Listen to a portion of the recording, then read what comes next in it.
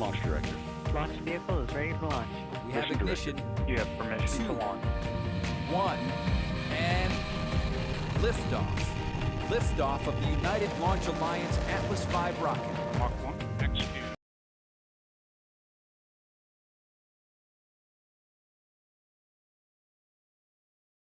At Space Launch Complex 41, an Atlas V rocket is fueled and ready to launch the 5th Space-Based Infrared System satellite for the United States Space Force.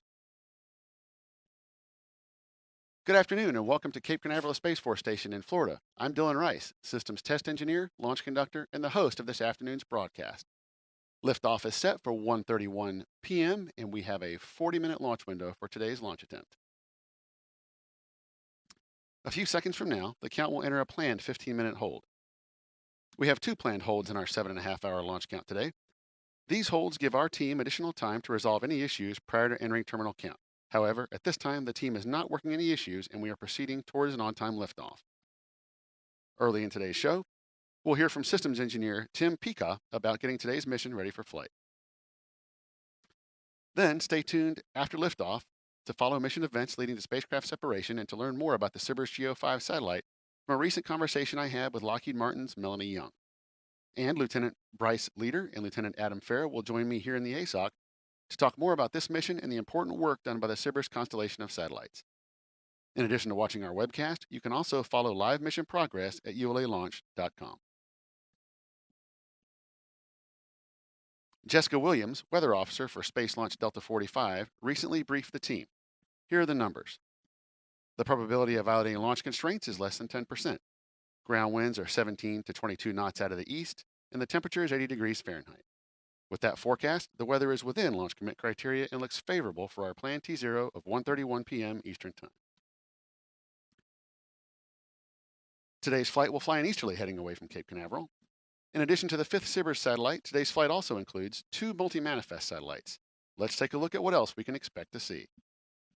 5, 4, 3, 2, we have RD-180 ignition, and we have liftoff of the United Launch Alliance Atlas V rocket.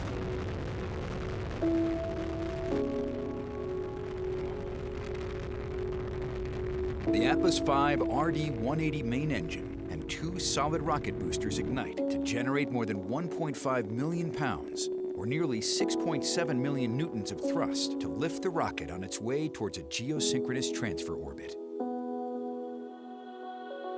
Shortly after liftoff, Atlas begins a pitchover to attain the proper flight path, while minimizing the dynamic pressure the vehicle experiences during flight. The Atlas V reaches Mach 1, the speed of sound, at 47 seconds. Following burnout, the 2 SRBs are jettisoned at 2 minutes 9 seconds to shed their weight. Within the next 2 minutes of first stage flight, the Atlas V rocket will more than triple its velocity. Approaching booster engine cutoff, the Atlas V is burning propellant at a rate of 700 pounds, or 320 kilograms per second. With propellant levels depleted, the booster engine shuts down at 4 minutes 10 seconds, having reached space. The Atlas V is now traveling nearly 12,500 miles, or 20,000 kilometers per hour, located 73 miles, or 118 kilometers in altitude, and 235 miles, or 378 kilometers downrange.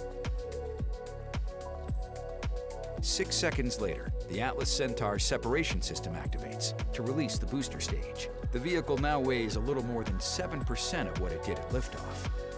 10 seconds later, Centaur's RL-10C11 main engine ignites for the first burn. Fueled by liquid hydrogen and liquid oxygen, this burn by the newest and higher performing variant of the RL-10 engine powers Centaur to orbital velocity. During ascent, the SBIRS satellite is protected inside a 4-meter diameter payload fairing at 4 minutes 34 seconds. Once the vehicle has climbed above the densest part of Earth's atmosphere, the payload fairing is jettisoned. At 15 minutes 6 seconds, cutoff of the Centaur main engine, or MECO-1, occurs. 31 seconds later, EZ-3 is deployed. EZ-3 and EZ-4 are fully integrated flight systems attached to the aft end of the Centaur. Each of these systems contains a 12U canister containing small multi-manifest satellites sponsored by the United States Air Force Academy that will help in creating critical capabilities that support the warfighter.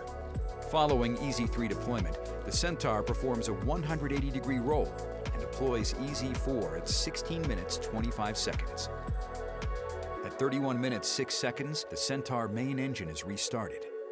Following a nearly 3.5-minute burn, powered flight is complete, and the Centaur main engine shuts down. Centaur and the spacecraft will coast for the next 8 minutes. At 42 minutes 46 seconds, Centaur releases the 5th SBIRS GEO satellite for the United States Space Force, providing early missile warning detection for the United States.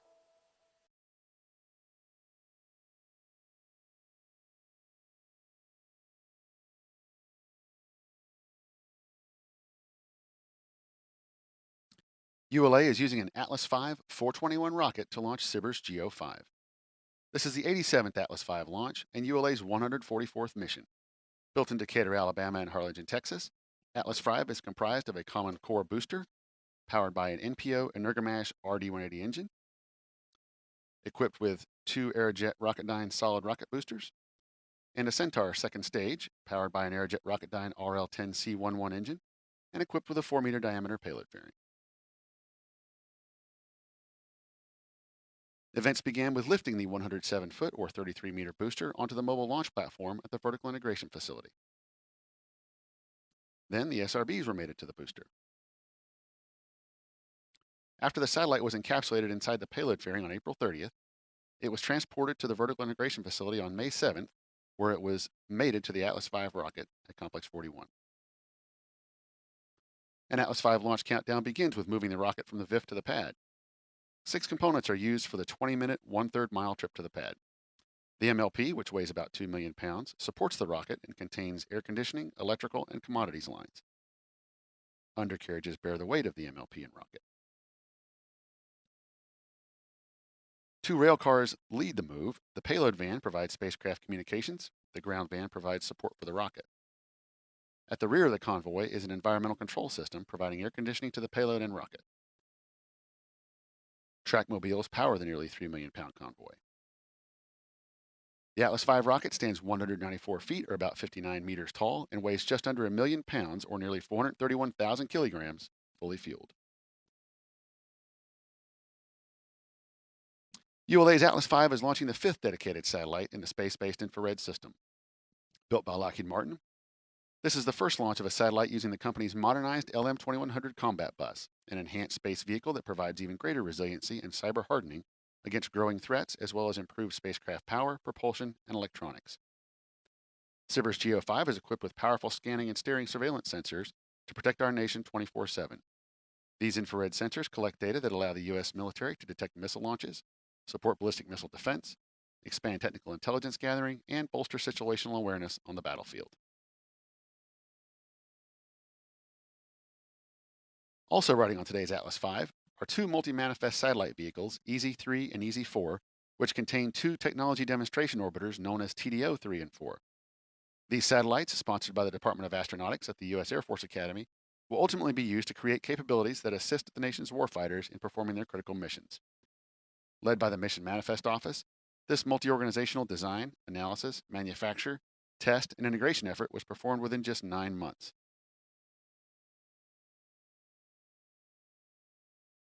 Getting a rocket and satellite prepared for launch require a lot of work coming together at the right time. Mission Integration Systems Engineer Tim Pica tells us how it's done.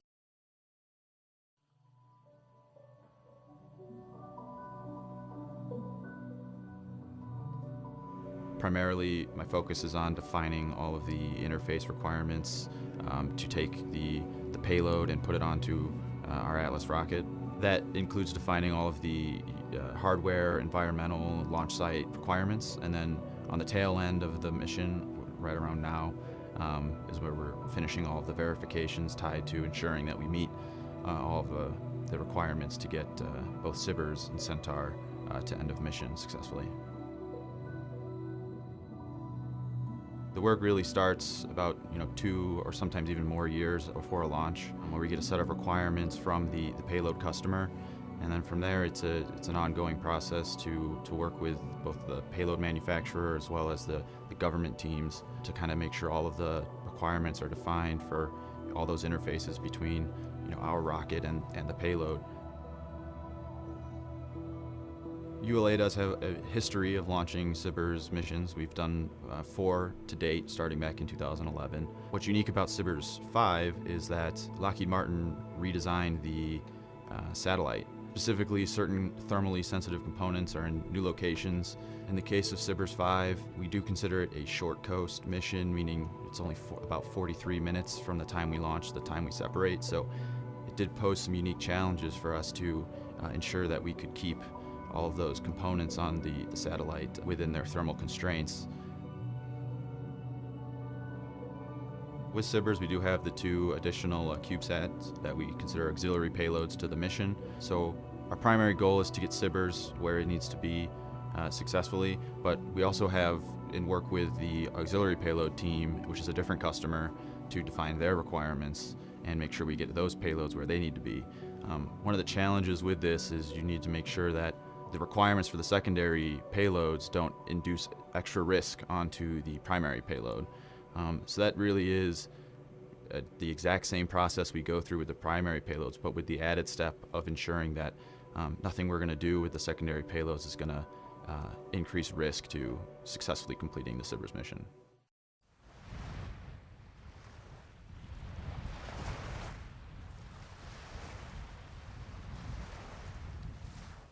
The artwork on the payload fairing of today's rocket features a 5-sided pentagon to represent the 5th SBIRS GEO satellite. Additionally, an eagle, the mascot for SBIRS, is front and center in its claws to represent this missile warning mission. We also see 5 red beams emanating from the center star to represent the SBIRS infrared capability, as well as this, the 5th GEO satellite. Finally, the SBIRS motto, "Always Vigilant," is imprinted on the missile.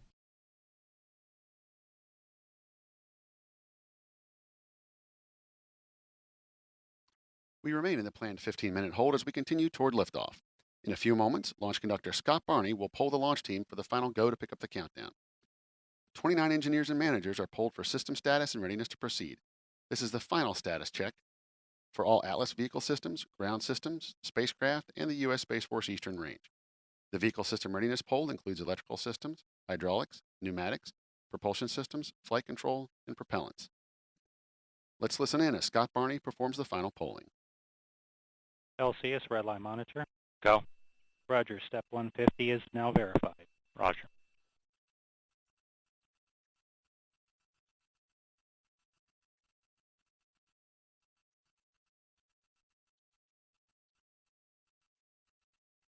LDLC, net 1. LDM1. Yeah, we are close, very close to our topping. Recommend extending the hold. I copy. LC switch Please will remain extend in the about hold. ready position.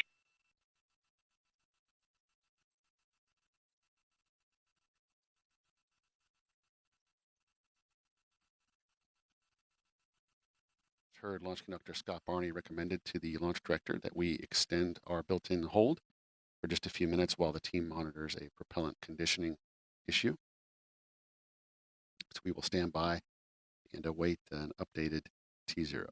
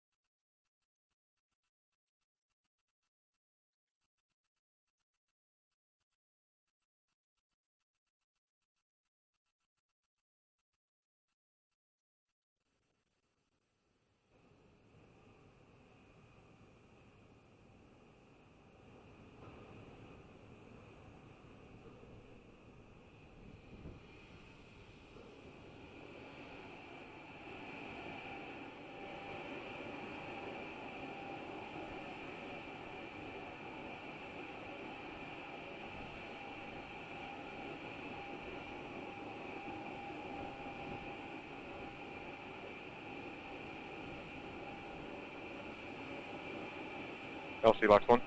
Go Lux 1. Fogo suppressor charge is complete. Roger. And Lux 1 LC, your status on step 850.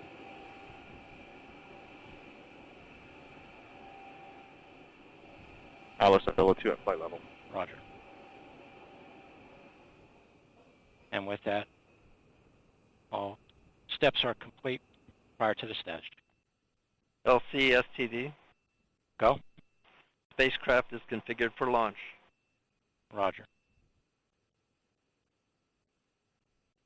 And RLM LC. Go ahead. I'll again verify redline monitor and event table in the correct configuration for terminal count. Verified. Roger. Okay, all personnel stand by for the status check. And we'll get a new T0.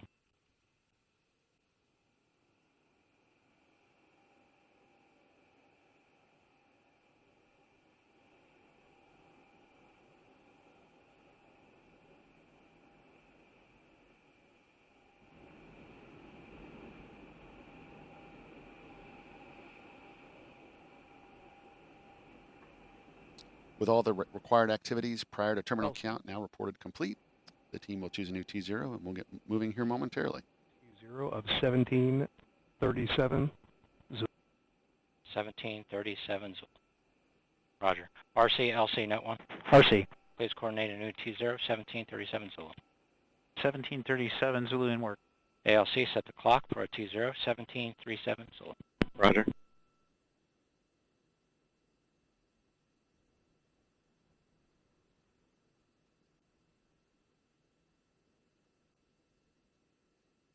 Copy.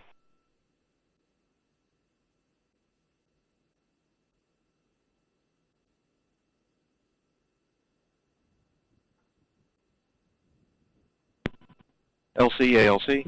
Go. Countdown clock has been set for a new T0 of 1737 Zulu. Roger.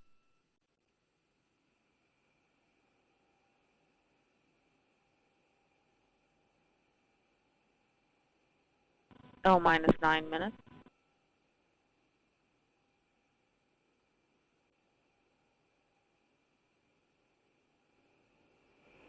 LC, RC, net 1.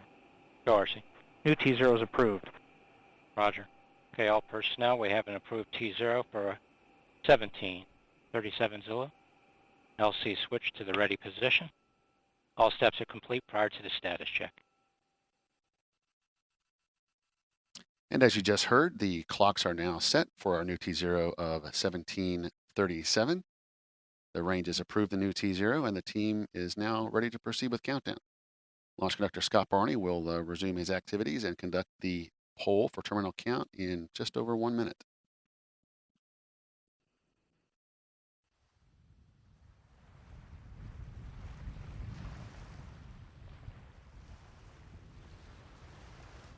minus 8 minutes.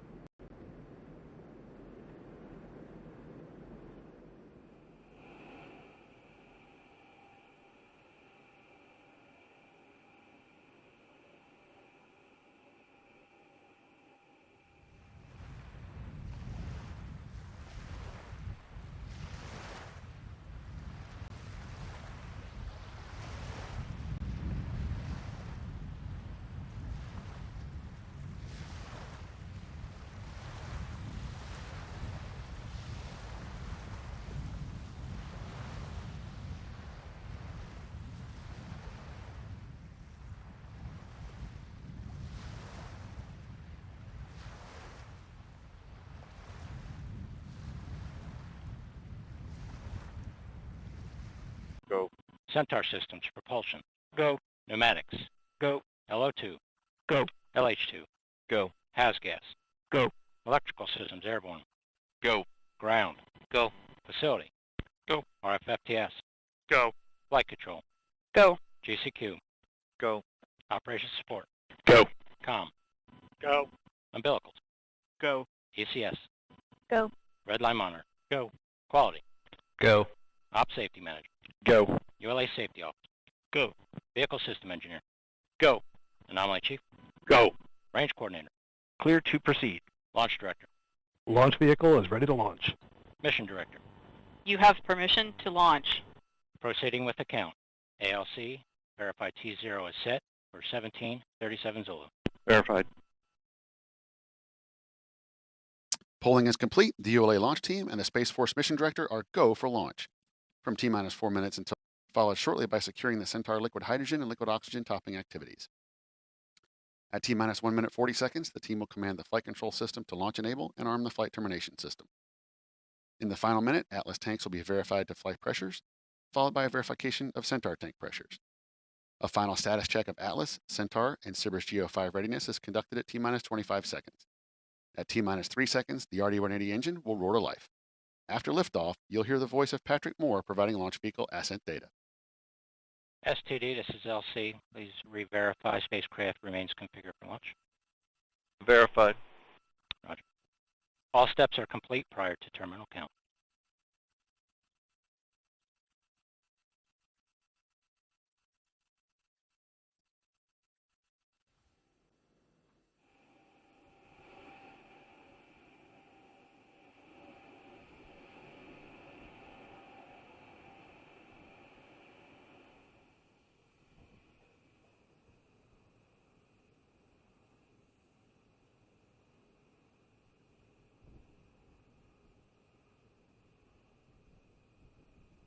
This is Atlas Mission Control at T-minus 4 minutes and holding.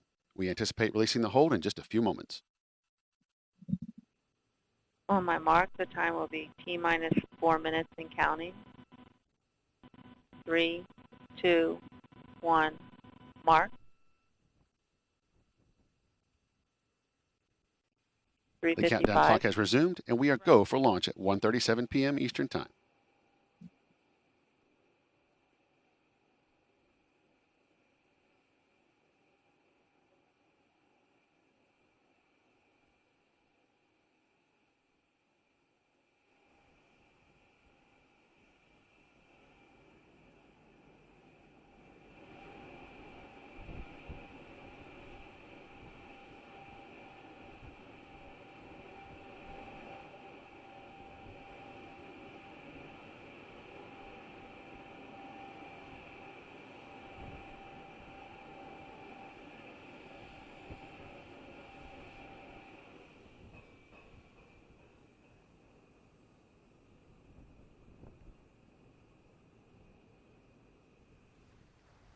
T-minus 3 minutes.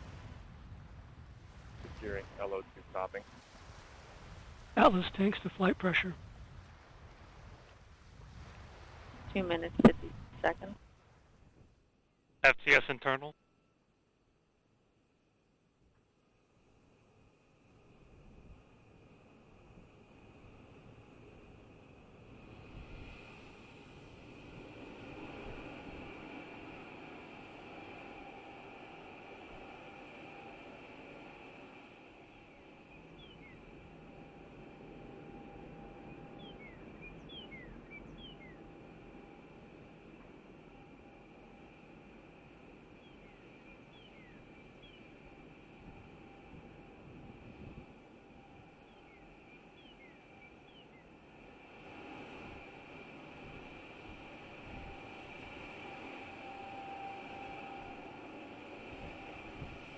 $159,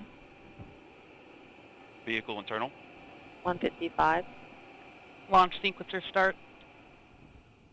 $150, Securing Centaur LH2. Securing Centaur LO2. $140, Launch enabled. $137, FTS armed. T-minus 90 seconds. The launch vehicle, payload, ground systems, and eastern range are go for launch. 120, OCU's armed. FCS count started. 110, Vent valves locked.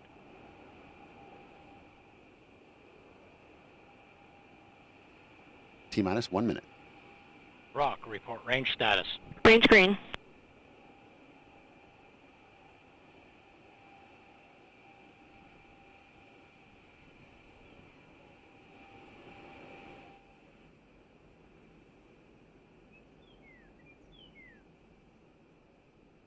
40 seconds. Stable at step 3.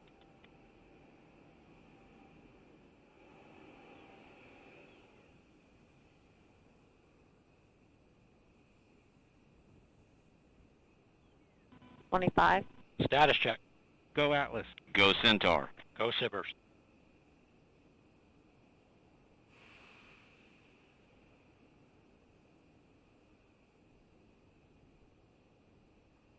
T-minus 10, 9, 8, 7, 6, 5, 4, 3, Atlas ignition, 2, 1, and liftoff. Liftoff, the United Launch Alliance Atlas V rocket with the 5th space-based infrared system satellite for the United States Space Force.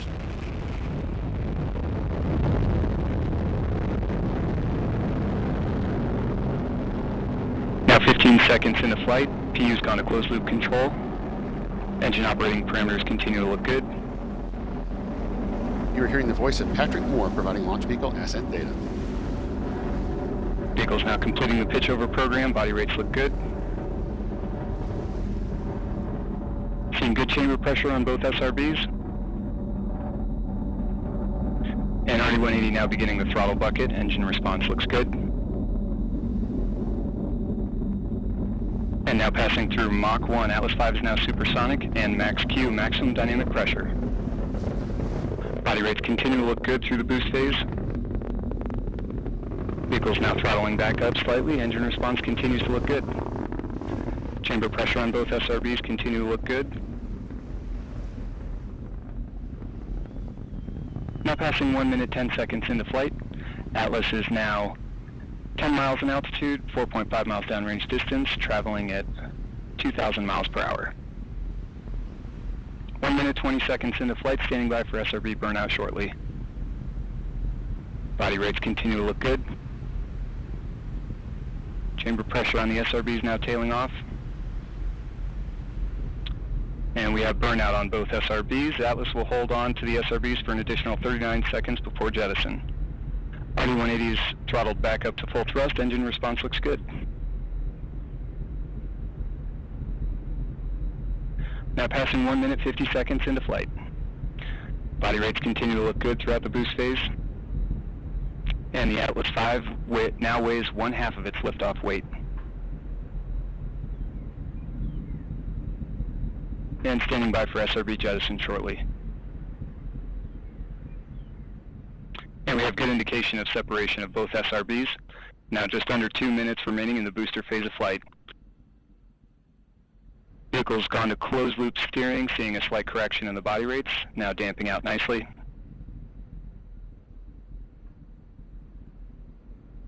RD-180 engine operating parameters continue to look good. RD-180 throttling down slightly now as expected.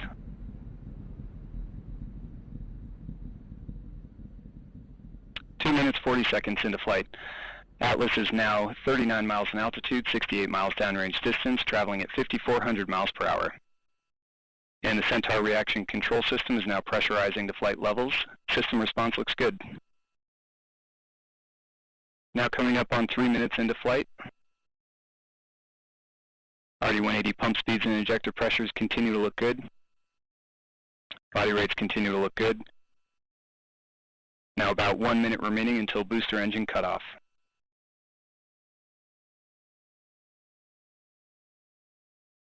Pump speeds and injector pressures on the RD-180 continue to look good throughout the boost phase.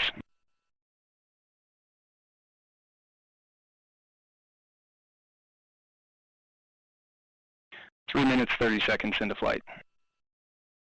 Atlas is now 56 miles in altitude, 160 miles downrange distance, traveling at 9,000 miles per hour.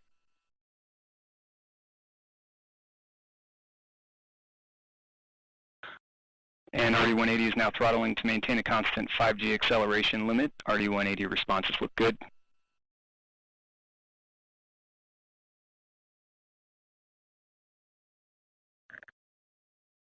And Centaur's begun the boost phase chill down sequence. RD-180 now going to 4.6G throttle limiting, standing by for BECO. And we have BECO booster engine cutoff, standing by for stage set. And we have good indication of stage separation. We have pre-start on the RL-10, standing by for ignition. We have ignition and full thrust on the RL-10. Chamber pressure looks good. Body rates look good. And we have good indication of payload fairing jettison. This first burn of today's mission will last approximately 10 minutes, 30 seconds. RL-10 engine operating parameters look good. Body rates have damped out nicely from the startup transients.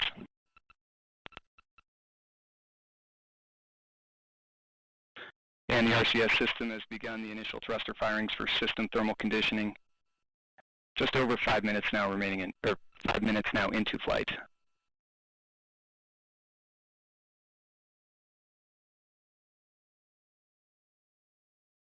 RL-10 chamber pressure looks good. Body rates continue. This is Atlas Mission Control at T plus 5 minutes, 20 seconds. Patrick Moore just confirmed successful completion of the early phase of today's flight, and all systems continue to operate nominally. The mission is currently in the first Centaur engine burn. Our next event, Centaur main engine cutoff, will occur in approximately 10 minutes. Lockheed Martin builds the SBIRS satellites for the U.S. Space Force. Here's a video highlighting the power of these satellites.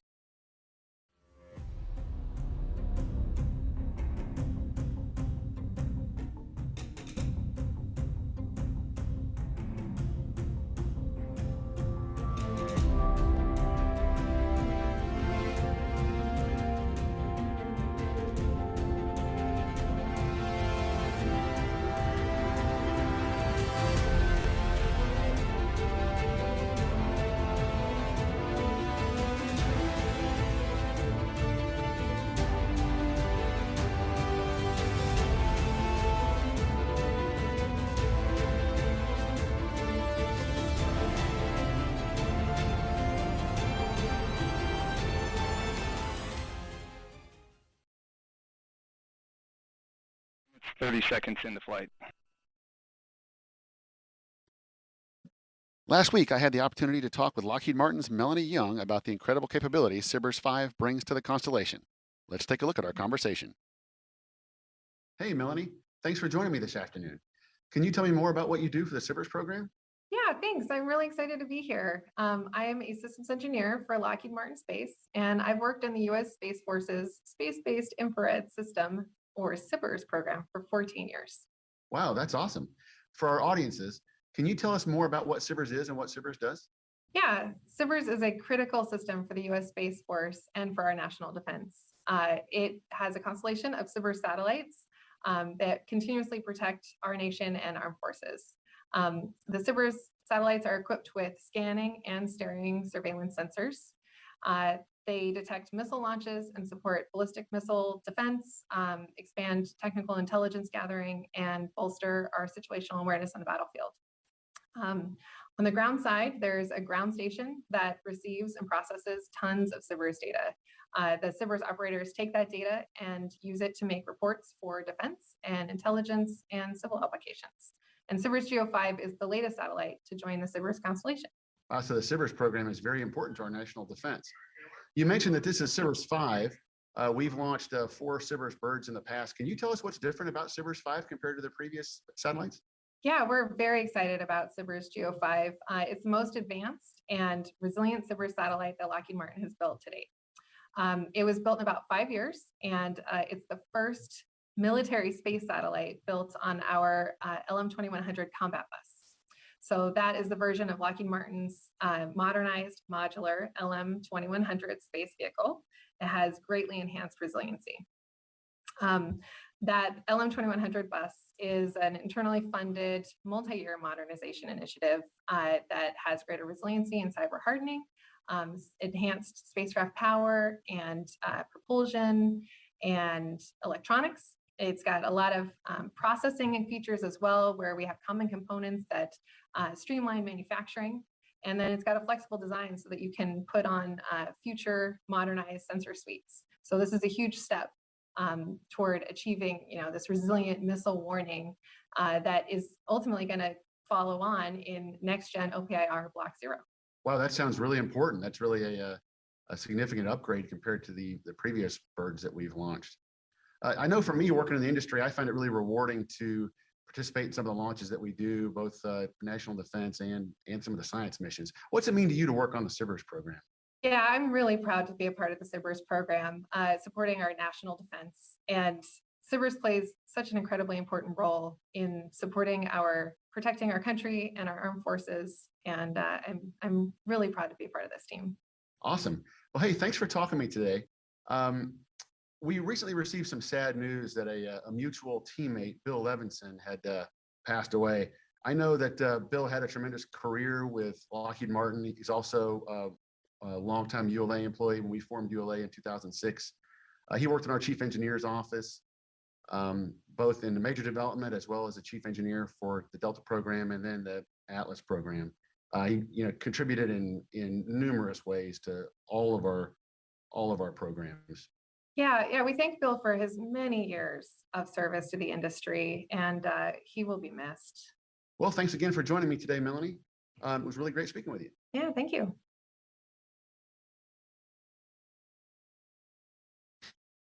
Once operational, the Space Delta IV team at Buckley Air Force Base in Colorado will control the SBIRS GEO 5 satellite. Let's take a look at a short video message. Hi, I'm Captain Hannah Ritter. And I'm Second Lieutenant Nicholas McDaniel. We're here at Buckley Air Force Base, Space Delta IV. With faster, more accurate missile surveillance capabilities, this is a step forward for the future warfighter. As a space-based infrared operator since 2017, this historic event on May 17th will be the launch of SBIRS GEO 5, will greatly contribute to the mission of protecting the United States and our allies. The launch of this satellite further proves that the space enterprise is here to stay, and we can't wait to gain operational control of this satellite and support our nation and our allies. Videmus Mundum, we see the world.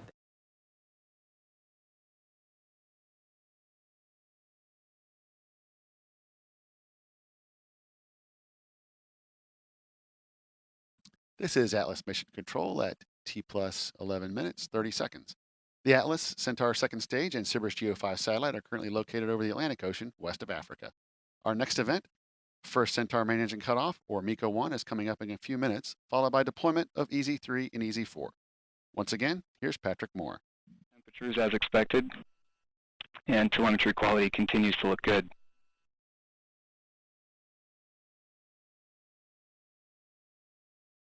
Now coming up on 12 minutes into flight. Approximately 3 minutes now remaining in the burn.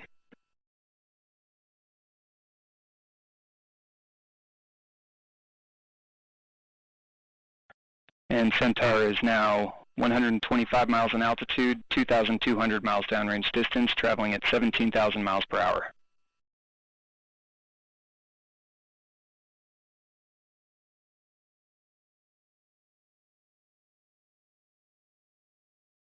"12 minutes, 30 seconds into flight.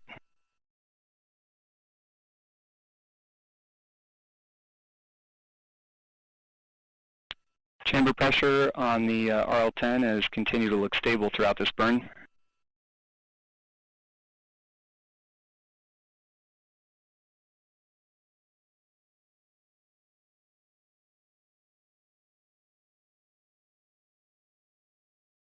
Now passing 13 minutes into flight.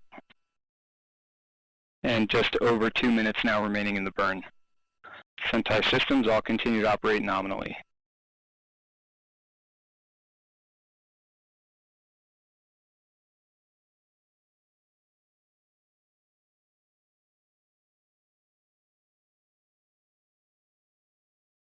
And continuing to see some periodic thruster activity on the reaction control system as expected.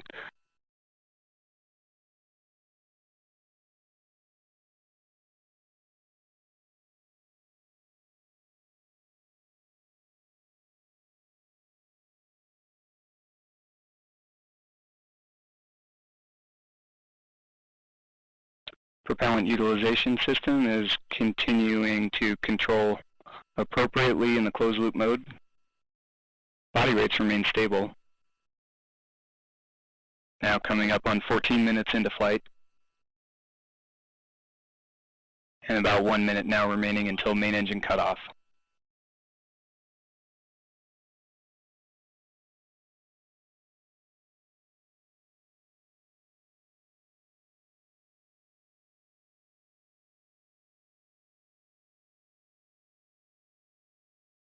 Chamber pressure continues to look good on the RL-10. Body rates remain stable. About 35 seconds now remaining until engine cutoff.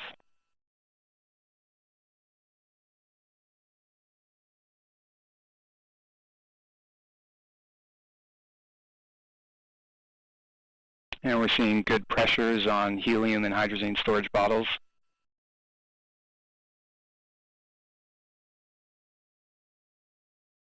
And standing by for engine cutoff shortly.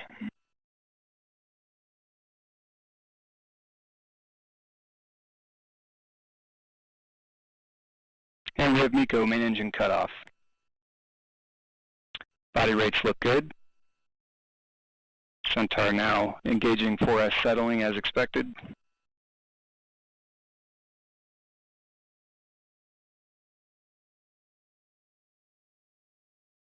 And standing by for CubeSat deployment shortly.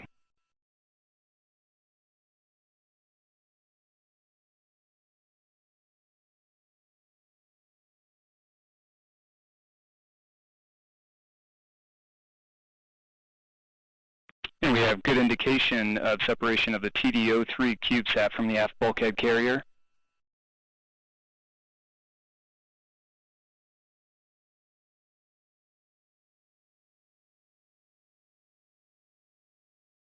Centaur now rolling 180 degrees in preparation for separation of the TDO4 CubeSat. And roll rate is now damping out.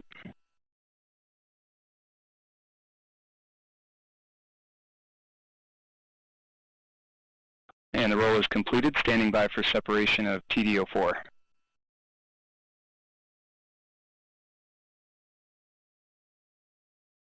And we have good indication of separation of the TDO4 CubeSat from the aft bulkhead carrier. Now 16 minutes, 30 seconds into flight. Centaur has resumed 4S settling following successful separation of the aft bulkhead carrier payloads.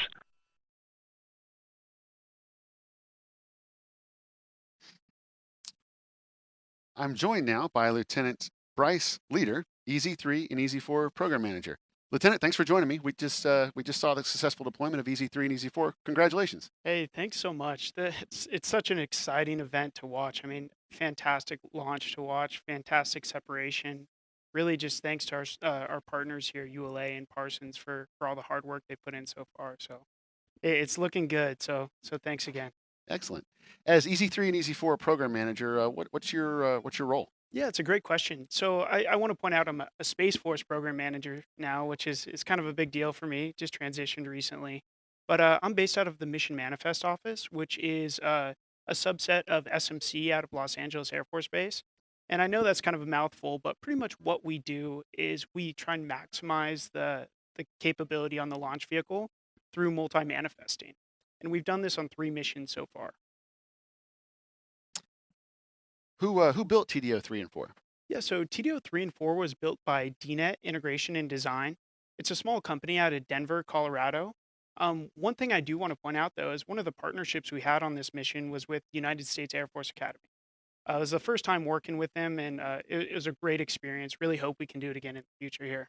I bet that was an incredible experience for the cadets. Oh, it was so great. We actually got to get them out here for the EZ3 and EZ4 matchmate. So I actually got to watch them bolt on the flight system. So that's really exciting. And as an Air Force Academy alumni myself, I couldn't be more excited to see the next generation of officers, Air Force and Space Force coming out.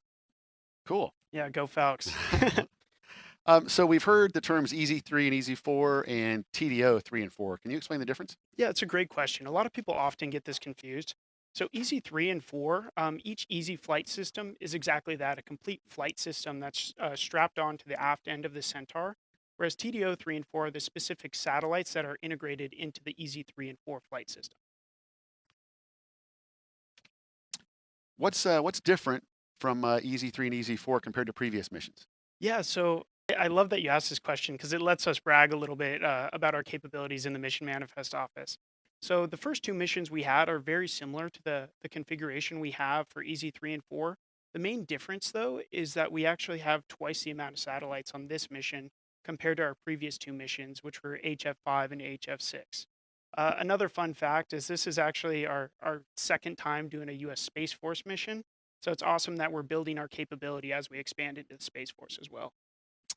So has the National Security Space Launch Program ever deployed these EasySats prior to the primary anchor payload? Yes, so actually on that HF5 and HF6 mission that I mentioned before, we deployed both of those satellites before the primary payload as well.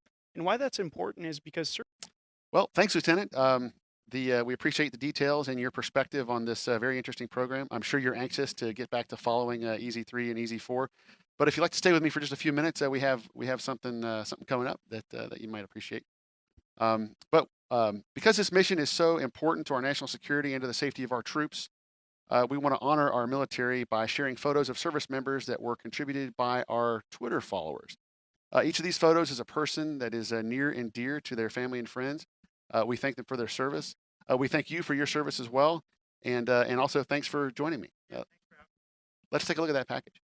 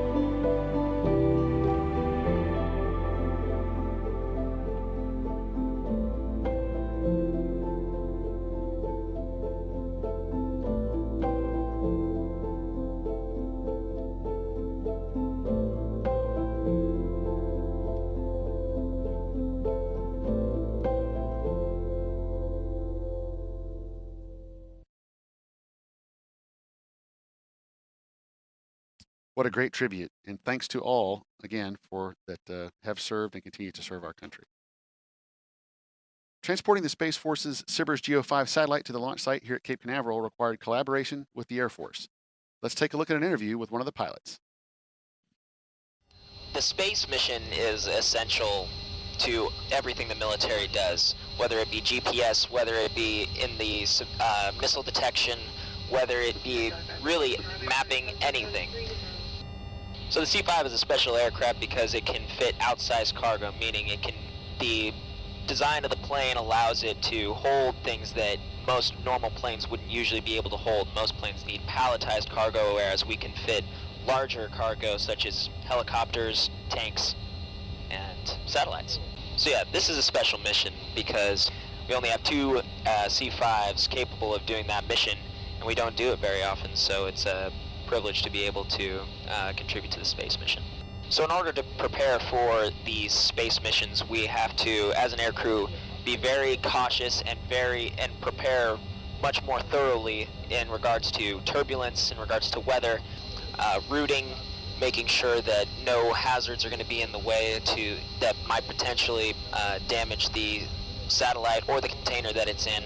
It could damage the satellite, so we need to be very cautious on especially important missions. We even have another C-5 going in front of the C-5 carrying the satellite just to scout out the air ahead of us if there's any turbulence or weather that we need to avoid. And we'll be trying our best to make this landing as smooth as possible in order to prevent it from getting damaged. So yeah, the loadmasters are essential in this. They're the ones who basically run everything to do with the cargo. They are the most, I would call them the most essential part of the C-5, or of the satellite and space mission, just because it takes usually up to a day, 2 days in order to safely and correctly put these containers on. So the amount of expertise that it takes our loadmasters and our engineers in order to get these things on safely and correctly is astounding. Working with the civilian community and the space community in order to move these satellites is just a great experience and a different experience than what we're used to working with military only.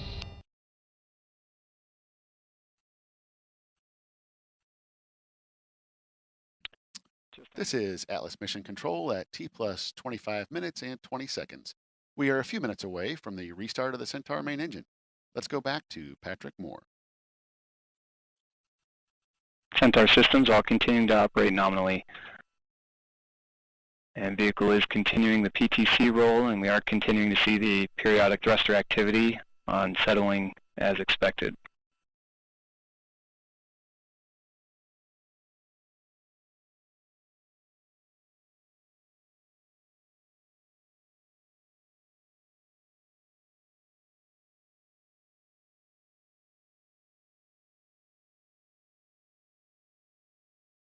Now passing 26 minutes into flight.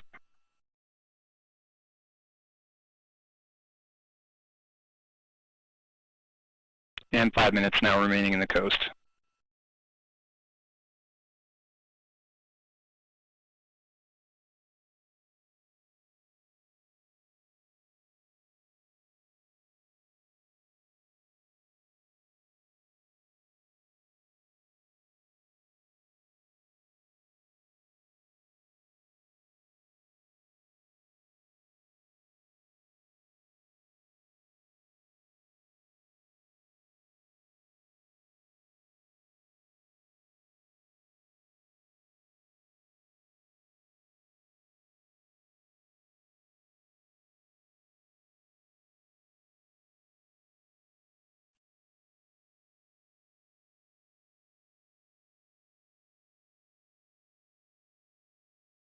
Now passing 27 minutes into flight. Centaur systems all continuing to operate nominally throughout this coast.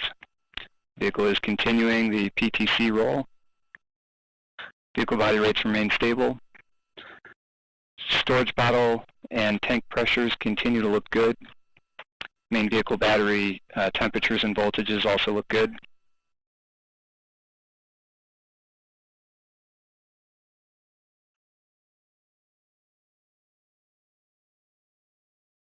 ICS loop temperatures are continuing to track very closely with the storage bottle temperature as expected.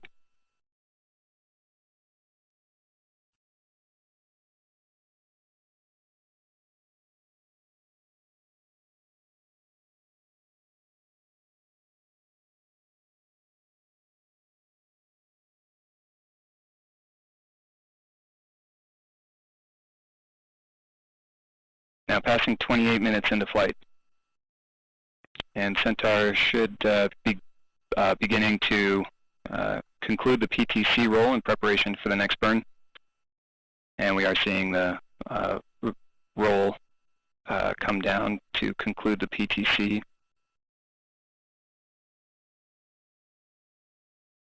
And Centaur now adjusting its attitude.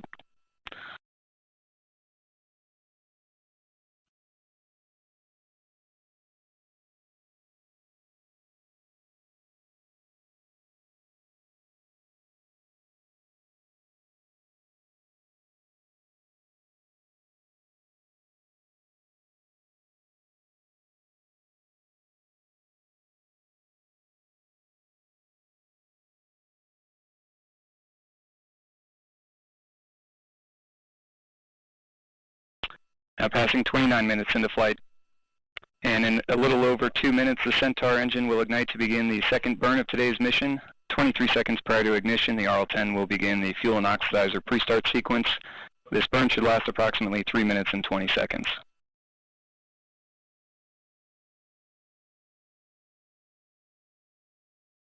And body rates have all milled out now in preparation for the burn.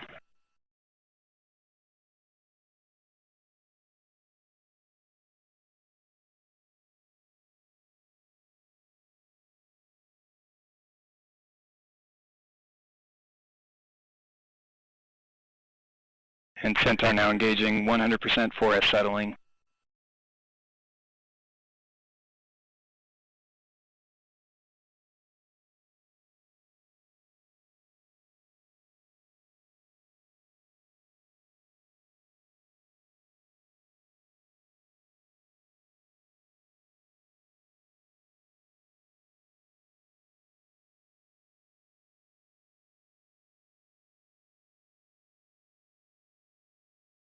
And just under 1 minute now remaining until engine restart.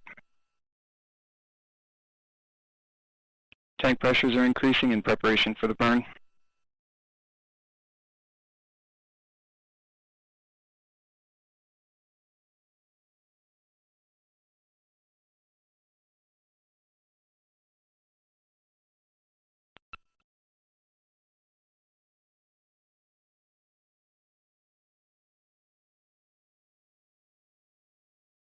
And we have fuel pre-start on the RL-10.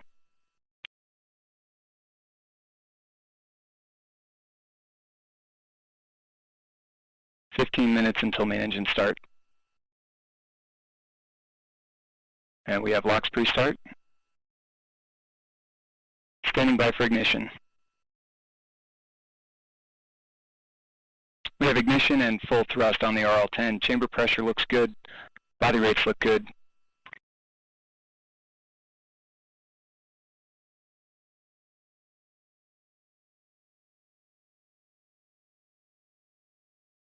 As Patrick Moore just reported, the Centaur main engine has been restarted for a second engine burn.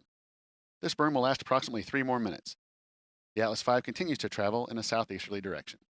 Following our next event, MECO 2, or cutoff of the Centaur RL-10 engine, the Atlas V will cross over the African continent where the trajectory will switch to an easterly heading. Separation of the SBIRS GEO 5 satellite will occur over the Indian Ocean east of Madagascar. Let's go back to Patrick Moore. Chamber pressure throughout the burn.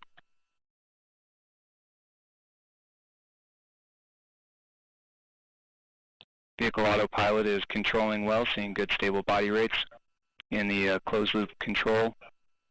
PU system operation looks good.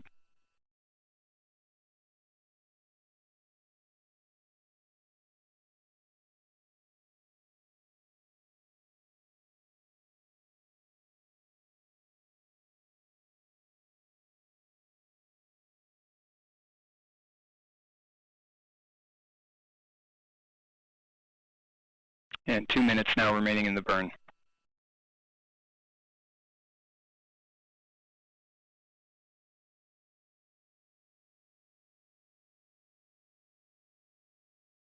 Body rates remain stable, and RL-10 engine operating parameters continue to look good throughout this burn. And about 100 seconds now remaining in the burn.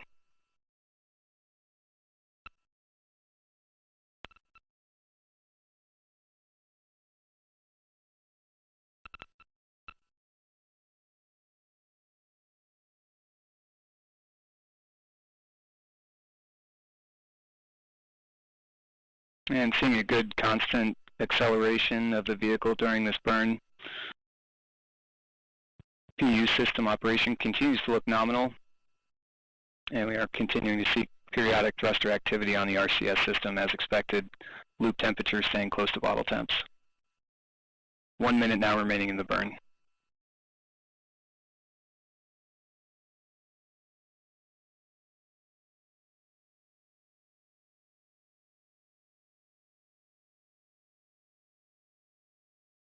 Body rates continue to look stable as vehicle is controlling in closed loop.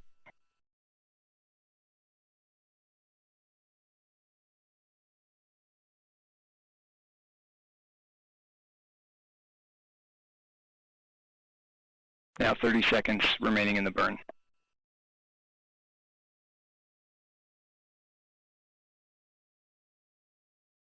Centaur systems all continue to look good throughout this burn. PU's gone to open loop in preparation for MECO and standing by for main engine cutoff shortly.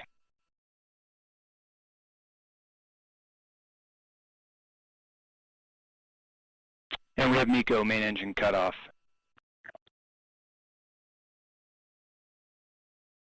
RCS is now at 100% settling as expected. System response looks good.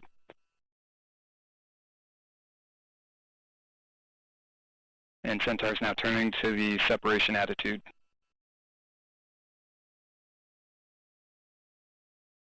This is Atlas Mission Control at T plus 34 minutes and 55 seconds. We just heard the call for successful second main engine cutoff. Our final mark event in today's show, spacecraft separation, will occur in approximately 12 minutes.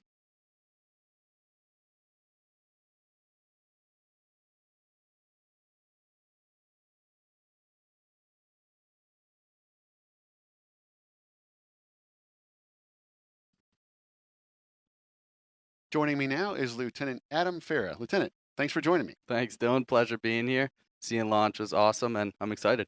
Awesome. Yeah. As program manager for the 5th and 6th SBIRS satellites, what are your responsibilities? What's your average day look like? Yeah, great question. So I'm an acquisitions officer in the Air Force, and I'm part of the Systems Engineering, Integration, and Test Integrated Product Team, or IPT, for GEO SBIRS 5 and 6. So with this, my responsibilities, I manage risk associated with the program, I review earned value management data, I plan the early on-orbit test campaign, and I contribute to the launch readiness review process. And with these responsibilities, my day can get pretty busy. An average day, I reach out to individual IPTs with regards to risk. I review contractor data. I attend virtual meetings, and then I report my findings or assessments to upper leadership. But I really enjoy my work, and I really enjoy working with the contractor and government team that I work with. And it's been awesome, and I think we've done a great job adapting in this all telework COVID environment. Oh, it's been a very challenging year, no Yeah, doubt. for everyone. So we've heard a lot about the SBIRS satellite today. Can you Yep. give us some additional background on the SBIRS capabilities and the development of the Yeah, program? absolutely. So the Defense Support Program, or DSP, was the original missile warning capability for the United States. The first satellite was launched in 1970, and the last satellite was launched in 2007. And in the span, there were a total of 23 DSP satellites put into constellation. Like I said earlier, this was the original missile warning capability fielded by the United States, and this is where SBIRS fits in. So SBIRS was designed to replace the DSP constellation, and now in the missile warning constellation, we have DSP satellites, we have HEO or highly elliptical orbit satellites, and we have GEO or geosynchronous Earth orbit satellites. Now, in regards to evolution, and with GEOs 1 through 4, and then 5 and 6. So 1 and 4 were built identical to each other, and 5 and 6 are functional equivalents of each other. However, they both have a design change in the bus, as well as minor design changes to account for material and parts obsolescence. And I think this just shows how our capabilities are evolving to help our military defend from the national security threats that we have. So how does the SBIRS program benefit the warfighters on the ground? Yeah, great question. I think that's really important that that gets answered because ultimately our program is here to support the troops and to defend the nation. And in today's global environment, the number of threats is greater than ever, and these threats are evolving at a very fast pace. So it's important that the military and our capabilities like missile detection, missile deterrence on a global scale are, it's important that these are where they are and where we need them to be. And that's where, again, SBIRS fits in. So we provide that global, persistent infrared surveillance capability that the troops on the front line, as well as our nation, need to defend against this ever-changing 21st century threat environment. And again, or not again, but I just want to bring in a real-world situation where this capability helped, or actually shows how we help troops on the front line. So in January of 2020, Iran attacked Al-Assad Air Base in Iraq, where U.S. troops are stationed, and space operators were able to, using SBIRS capabilities, were able to detect the threat, warn U.S. troops who are on the direct path of the missile. Due to the early detection, no U.S. troops were harmed or killed, and I think, again, this just shows how our capabilities are actually helping the troops on the front line. Yeah, an absolutely critical Yeah, capability, exactly. no doubt. Very important. So obviously, liftoff is super exciting to see. We're just a couple minutes away now from spacecraft separation. What are you feeling right now? Yeah, so that was awesome. That was the first lift or launch that I've ever been a part of. And I just want to say congratulations to everyone who has gotten this far and worked with the team. And I know the mission isn't over, but still getting here is such an accomplishment. Watching everything come together and now being moments away from spacecraft separation is amazing. And however, this is only the beginning of the SBIRS mission. So once spacecraft separation happens, then we need to make sure we get in our desired orbit, as well as make sure the satellite is functioning properly. So we start with a series of liquid apogee engine burns to get into our circularized orbit. And then we turn on the satellite, turn on the payload, and make sure that, again, the systems are functioning properly. And once all of this happens and we're in our desired orbit and in the constellation, then that's when the SBIRS mission actually begins. Now, another reason why I'm really excited and why everyone's super excited is because this is the first time in the Space and Missile Systems Center history that Space Force acquisitions officers have sat on console for day of launch. So for SMC, for the Space Force, for the nation, and for our program, it's just a remarkable accomplishment to get to this point, and I couldn't be happier. And I know everyone on our team feels that same way. Well, thanks for sharing your perspective. It, Yeah. it sounds like you have a really cool job, and appreciate you talking with us here as we Yeah. get closer to SBIRS separation. Hopefully, you can hang out with me here in the booth for just a couple more minutes. Yeah, don't worry, I'm not going anywhere. Awesome. This is Atlas Mission Control at T plus 41 minutes. We're approaching spacecraft separation here in just a few minutes. Let's go back to Patrick Moore for the last call of the afternoon.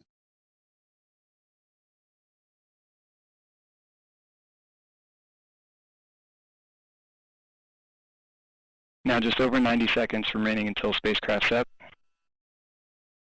Centaur systems all continue to look good.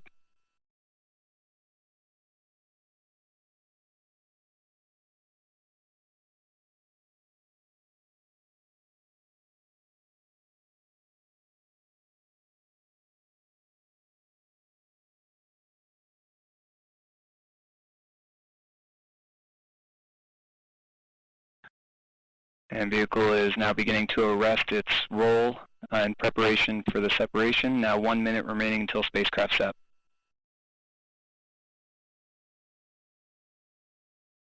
And roll rate is nulled out.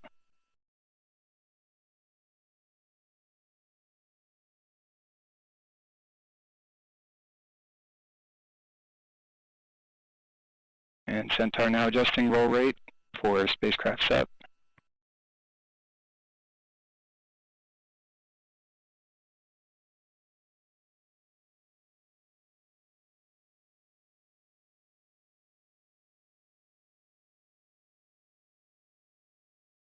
"20 seconds to separation.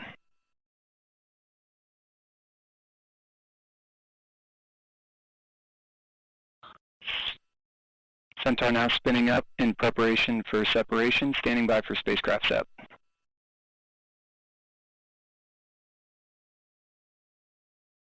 And we have good indication of separation of the SBIRS GEO 5 spacecraft.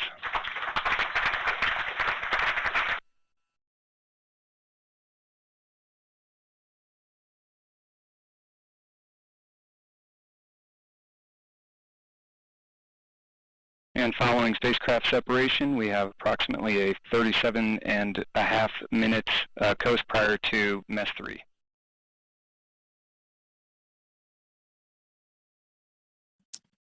Congratulations to the dedicated teams across the nation on a successful launch and delivery of SBIRS GEO Flight 5 to orbit. And Lieutenant, congratulations to you and your team as well on a successful mission. Thanks for joining me today. Yeah, thank you. Such an awesome day, and go SBIRS GEO Flight 5. My thanks also to Patrick Moore for his participation in this afternoon's broadcast. You can continue to follow the mission live on ulalaunch.com or follow us on social media. We'll leave you now with one final look at the liftoff of SBIRS GEO Flight 5 at 1:37 p.m. Eastern today. On behalf of the entire launch team, I'm Dylan Rice. Thank you for joining us, and have a great afternoon. T-minus 10, 9, 8, 7, 6, 5, 4, 3, Atlas ignition, 2, 1, and liftoff. Liftoff, the United Launch Alliance Atlas V rocket with the 5th space-based infrared system satellite for the United States Space Force.